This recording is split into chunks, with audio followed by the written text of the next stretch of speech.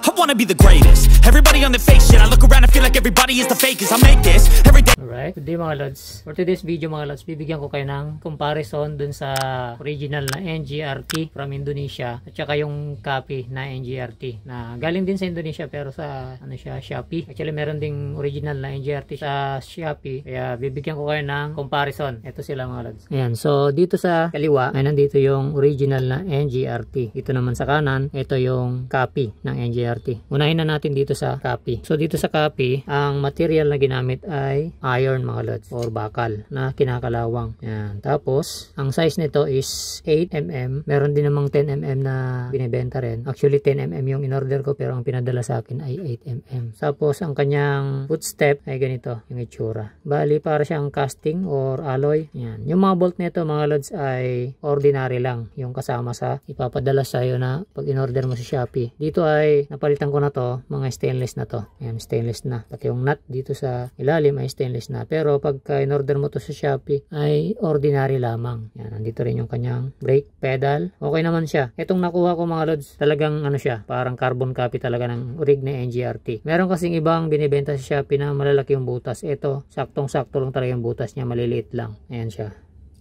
Tapos, wala siyang, ano dito, design. Wala ring design to, pag yung copy. Ito yung kabila. Gayang-gaya talaga yung R2 na Urig NGRT. Yun nga lang, bakal lang to, maaaring kalawangin. Yan. So, alagyan mo lang sa paint. Tapos, ganito yung kasama niyang gear pedal. Yan, kulay itim. Okay naman. Hindi rin stainless yung bolt. Pag bumili ka ng ganito copy mga lods, wala kang makikitang stainless dyan. Puro ordinary yan. Pinalitan ko lang yung mga yan. Ito yung kasama niyang mga bolt tsaka spacer. Yan. Pati yung spacer niya is bakal din. Walang stainless dyan. Namamagnet lahat yan. So, ikaw na lang mismo yung magpapalit ng stainless. Ayan. So, dumako naman tayo dun sa original na NGRT. Eto. Napakaganda ng quality mga lods ng original na NGRT. Ayan siya. Ganda hanggang likod. Parang may design pa nga sa likod. Ayan o. Tapos, kagandahan nito mga lods, stainless na yung kanilang bolt. Hindi na bakal yan. Stainless na. Ang ganda. Yung tapakan niya, dati walang tusok-tusok yung tapakan na binibenta nila. Ngayon, may patusok-tusok na. May mga spike na para hindi madulas yung paa mo. Yan, tapos makikita mo, may tatak siyang NGRT original. Tapos may mga design. May mga design dito. Tapos yung kanyang lagay ng brake master, ganyan, tatlo yung butas. Ito yung kaganda nito. No? Ang ganda ng design nito. Yung sa copy ay dalawa lang yung butas. Ayan.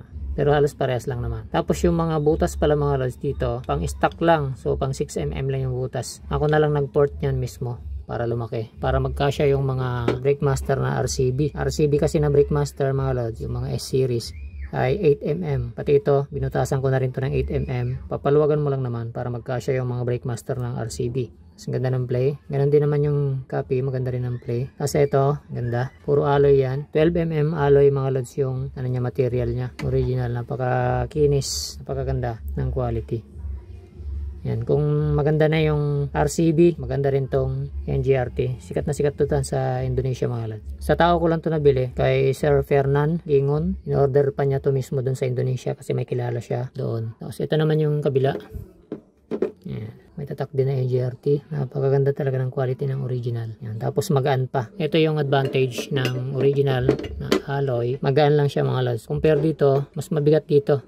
Halos kalahati yung diferensya. Pero sa itsura talagang itong na-order ko na to na copy is kuhang-kuha yung sa NGRT. Ang kasama namang bolt na ito ay mga spacer is ano din, alloy din yung kasama. Tapos stainless na bolt. Kaya goods na goods. Tapos, depende sa mabibilihan nyo yung kasamang gear pedal nito. Pero ang binigay sa akin na gear pedal ay ito. Magkaiba kasi presyo ng original na gear pedal mga lods. Kaya siguro sa susunod na lang ako kukuha nun yung gear pedal na yan. Ang gagamitin ko ay ito muna or itong isa, yung itim. Depende dito sa dalawa kung ano muna ang gagamitin ko. Kasi ito, i-dispatch ko na to. Bibenta ko na yan. Kung may budget kayo mga lods, ito the best talaga to. Dito kayo sa original. Kasi nagkakalaga to ng 5,000 mahigit original. Kung low budget naman, wala namang problema dito mga lods. Dito kayo sa copy. Shopee. Pipiliin nyo lang kung saan kayo kukuha. Titignan nyo yung butas kasi may nakikita ako sa Shopee na ang lalaki ng butas. Like na ito, talagang kuhang-kuha yung laki ng butas ng original. Kung makikita mo yung original, maliit lang yung butas. Yung mga ibang nabibili sa Shopee na copy, ang lalaki ng butas. Masagwa siya tignan. Like dito sa copy na to na nakuha ko. Kopyang-kopyang nasa original. Ayun, so binigyan ko lang kayo ng comparison mga lads, no. Sabi ko nga kung may budget ka, go for the original mga lads kasi di ka magsisisi dito, napakakinis, napakaganda ng quality. Kung low budget naman, pwede na rin to mga lads yung sa copy. So depende na lang sa diskarte mo kung paano mo siya i-maintain. Sa akin naman okay naman eh. Alright, so hanggang dito na lang tong video na to mga lads. So ride safe sa lahat.